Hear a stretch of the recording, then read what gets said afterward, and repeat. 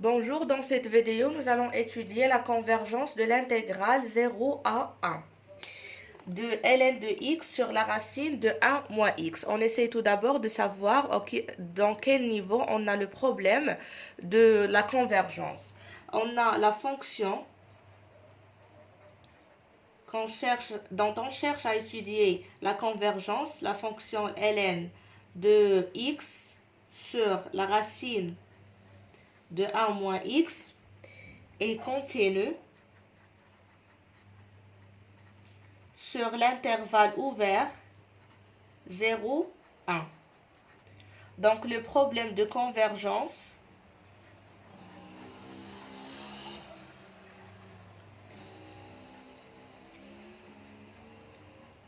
se pose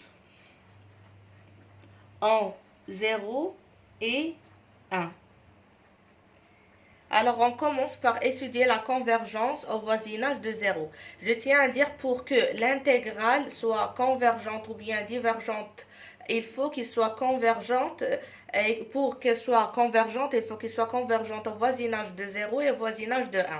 Et si l'intégrale est divergente au voisinage soit de 0 ou bien de 1, alors on déduit que l'intégrale est divergente. Donc, on commence au voisinage de 0.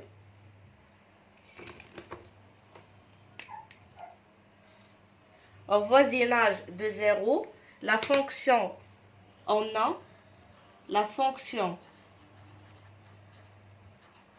ln de x sur la racine de 1 moins x est équivalente à ln de x.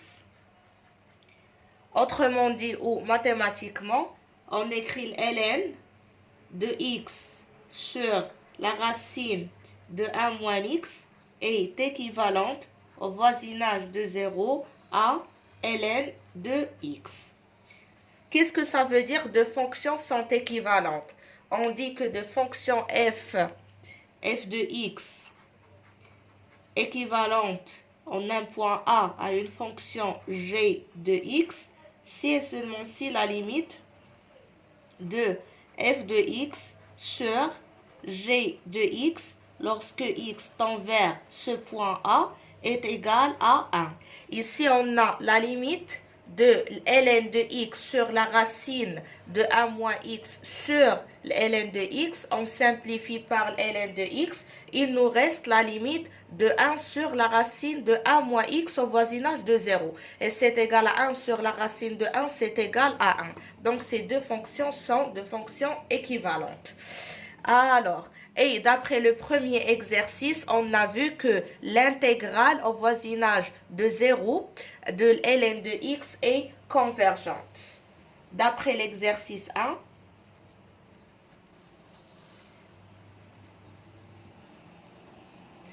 on a l'intégrale de 0 à 1 de ln de x d de x est convergente.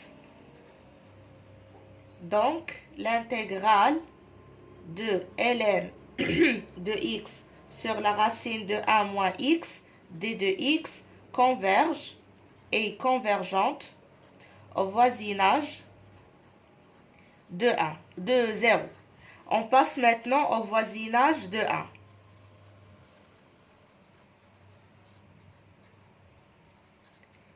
Voilà, au voisinage de 1, la fonction est équivalente.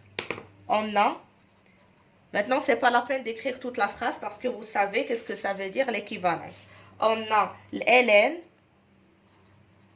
de x sur la racine de 1 moins x au voisinage de 1 est équivalente à x moins 1 sur la racine de 1 moins x. D'accord? Et si vous voulez vérifier, lorsqu'on fait ln de x sur la racine de 1 moins x sur x moins 1, la racine de 1 moins x, on simplifie par la racine de 1 moins x, il nous reste ln de x sur x moins 1. Alors, la limite de ln de x sur x moins 1 quand x tend vers 1, c'est égal à exactement 1. Donc, ces deux fonctions sont équivalentes. Alors, le x moins 1 sur la racine de 1 moins x, ça c'est égal à moins la racine de 1 moins x. Pourquoi? Tout simplement, si on veut faire un petit brouillon, c'est parce que on a x moins 1 sur la racine de 1 moins x. Donc ça, c'est égal moins 1 moins x sur la racine de 1 moins x. Donc c'est égal 1 moins x. Normalement, c'est la racine au carré. Donc c'est moins la racine de 1 moins x au carré sur la racine de 1 moins x. En simplifié, il nous reste moins la racine de 1 moins x. Voilà.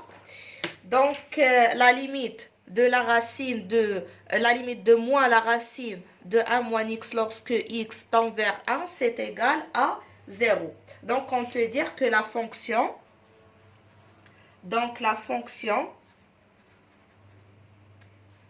est la fonction ln de x sur la racine de 1 moins x se prolonge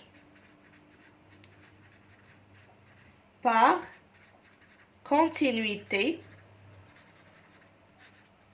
en 1. Et f de 1, c'est égal à 0. Alors, elle est convergente. D'où la fonction, d'où l'intégrale, c'est pas la fonction, d'où l'intégrale de 0 à 1 de ln de x sur la racine de 1 moins x, d de x, est convergente entre 0 et 1. Voilà.